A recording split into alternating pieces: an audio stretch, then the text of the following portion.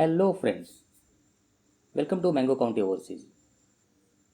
In this video we will discuss about immigration to Canada. Ever since Canada streamlined its immigration process, a lot of Indians have migrated to Canada. A lot many Indians are still in the planning stage. So if a prospective migrant is asked, moving to Canada? Then the obvious answer that you might hear is, why not? But hold on for a second. What if someone asks the migrant, why? Think about it. It is very easy to imagine a fancy life in Canada. But are those imaginations really practical? What is the ground reality? Is Canada for everyone and anyone?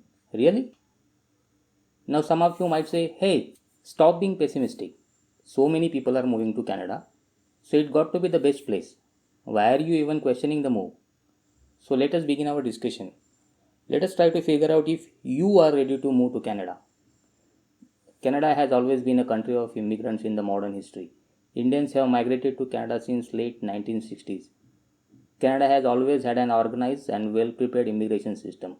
Many developed countries lack the effort Canada takes in maintaining its immigration process and system, and the system keeps improving even today. Somewhere in the beginning of 2015, Canada presented its improvised immigration system, which we all now know as Express Entry. The processes were there always, but now they are improved. And most importantly, almost 95% of the process is online now. That means you can start the process from anywhere and keep a track of the things very easily. See, we will not focus on the how part of the process here, meaning how do we start the process or how to go about it, etc. For that, we will make another video. Here, we will try to focus on the why part. Since the express entry visa process began, a lot of Indians tried the process. And since late 2017 and early 2018, there has been a flurry of Indians who moved to Canada. The cutoff CRS score used to be sub 500 earlier. For the uninitiated, CRS is comprehensive ranking system, a system which allots you points based on your background. Here is a description of CRS on their official website. And now look at some of the low scores. Of course, the scores depend on the program under which you are applying, but in general, the cutoff scores were very low. As the word spread, more and more people started applying and the scores began to move upward, in some cases moving well above 600. Canada started taking more and more immigrants. Only for a brief period during COVID times, the process was slowed down. But as the pandemic is becoming a thing of the past, the process is gathering momentum again. So, what does all this mean? Have you noticed what has happened in the process? It means the number of immigrants in Canada has gone up many folds. Not just Indians, but indeed people from many other developing countries have moved there recently. When you, as a prospective immigrant, imagines a life there in Canada, what do you imagine? If you are thinking about a glossy advertisement type life, then you are in for a big trouble. Be practical. Of course, we have to be optimistic. After all, Canada is a big developed nation. But is that nation for you? That is the point of our discussion here. So think about the why again. Nobody is saying move to Canada or don't move to Canada. The point is why. Why do you want to move to Canada? Let us now try to see how things are when you actually move to Canada. Since Canada is a developed nation, no doubt you will have a good, comfortable life there. Only if you can cross the initial hurdles. Let us now look at various points one by one. Education. The education system in Canada is at par with any other developed nation. Basic education, that is school education, is free for all. So if you are moving there as a family with kids, your kids' education will be taken care of, at least the basic one. If you had moved there as a student, then you already know how different the education system is from the one in India. When it comes to higher education, there are plenty of options available.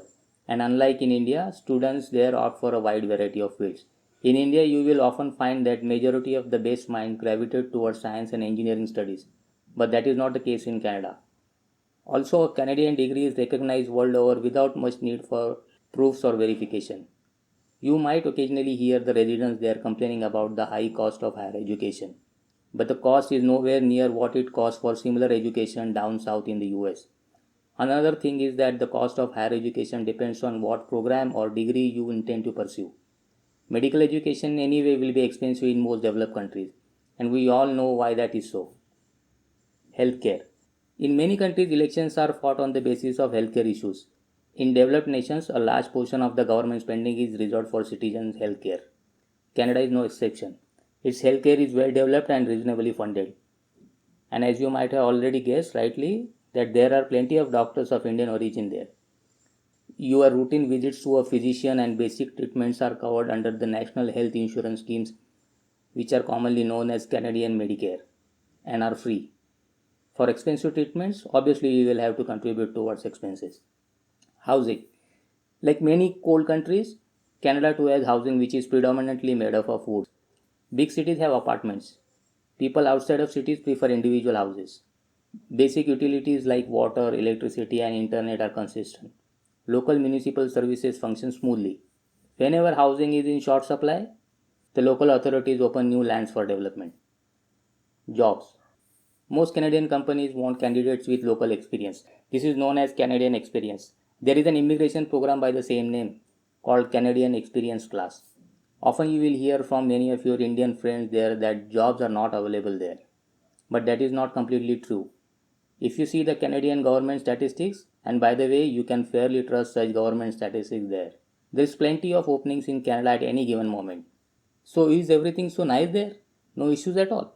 Let us not get carried away. We will stop for now in this video. In second part of this video, we will discuss the challenges faced by an immigrant in Canada. Meanwhile, you can share this video and channel with a prospective candidate. Till then, bye. Do like and subscribe. And thanks for watching.